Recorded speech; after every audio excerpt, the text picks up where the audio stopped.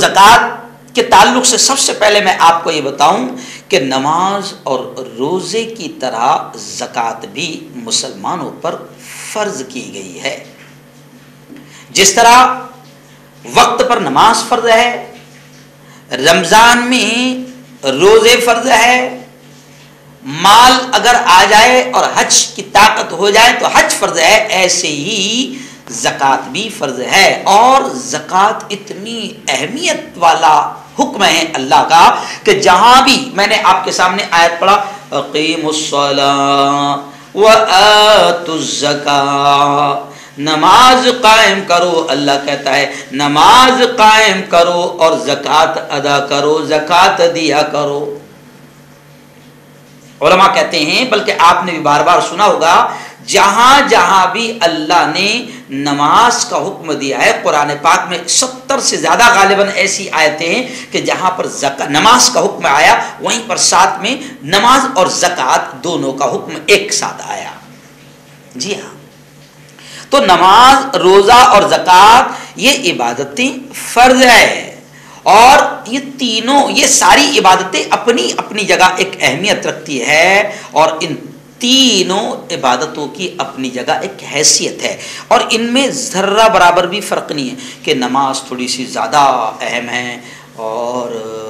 روزہ تھوڑا سا کم اہم ہے، یا روزہ تھوڑا سا زیادہ اہم عبادت ہے اور زکوٰۃ تھوڑی سی کم اہم عبادت ہے، ایسا نہیں۔ ساری عبادتیں فرض ہے، اور فرض یعنی سب سیم ہیں۔ دیا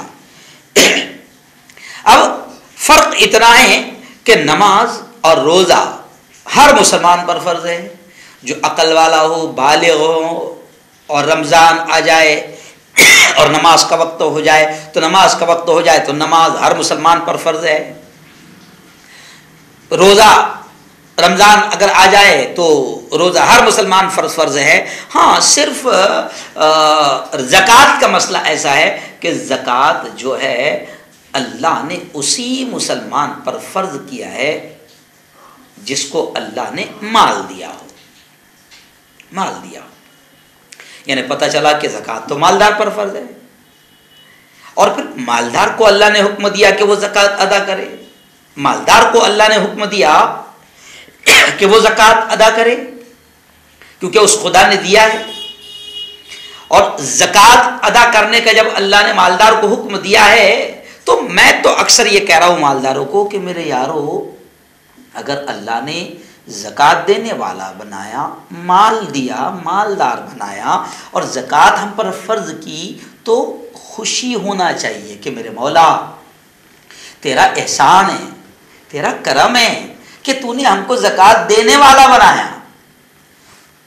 مال دیا اور ہمیں دینے والا بنایا۔ اگر تو بھکاری بنا کر مسجد کے دروازے پر کٹورا ہاتھ میں تھما کر بھکاری بنا دیتا اور کسی بازار میں، چوراہے پر، راستے پر یا مسجد کے دروازے پر بھیک لینے کے لیے بٹھا دیتا تو ہم تیرا کیا بگاڑ سکتے تھے؟ کچھ نہیں بگاڑ سکتے تھے۔ تو اکثر میں مالداروں سے یہ کہہ رہا ہوں کہ زکوٰۃ مالداروں پر فرض ہے، اور جب اللہ نے زکوٰۃ دینے والا بنایا تو خوش ہونا کہ میرے مولا تیرا احسان ہے، تیرا کرم ہے میرے مولا کہ تو نے دینے والا بنایا۔ تو میرے بھائی، زکوٰۃ دینے والا بنایا تو خوشی مناؤ، اور اللہ کے اس حکم پر ایسے ہی عمل کرو جیسے ابھی رمضان میں روزوں پر عمل کر رہے ہیں، جیسے نماز پر عمل کرتے ہیں، کیونکہ زکوٰۃ بھی فرض ہے، اور زکوٰۃ، نماز غریب پر بھی فرض ہے، امیر پر بھی فرض ہے، روزہ غریب پر بھی فرض ہے، امیر پر بھی فرض ہے، لیکن زکوٰۃ کا مسئلہ یہ ہے کہ زکوٰۃ اللہ نے صرف مالدار پر رکھا ہے۔ اللہ کہتا ہے کہ میں نے جس کو مال دیا ہوں، صاحب حیثیت بنایا ہوں، صاحب استطاعت بنایا ہوں، اللہ کہتا ہے کہ اس پر زکوٰۃ فرض ہے، اس پر زکوٰۃ فرض ہے، اور اس نے زکوٰۃ دینا چاہیے، اور اگر اس نے زکوٰۃ نہیں دیا تو ظاہر بات ہے کہ گویا کہ وہ اللہ کے ایک حکم کو چھوڑ رہا ہے، اور بنا زکوٰۃ دیے اگر دنیا سے چلا گیا تو ظاہر بات ہے کہ ایک فرض کو اس نے پورا نہیں کیا، اور کل حشر کے میدان میں زکوٰۃ نہ ادا کرنے پر سخت پکڑ ہوگی، اور زکوٰۃ ادا نہ کرنا کتنا خطرناک جرم ہے،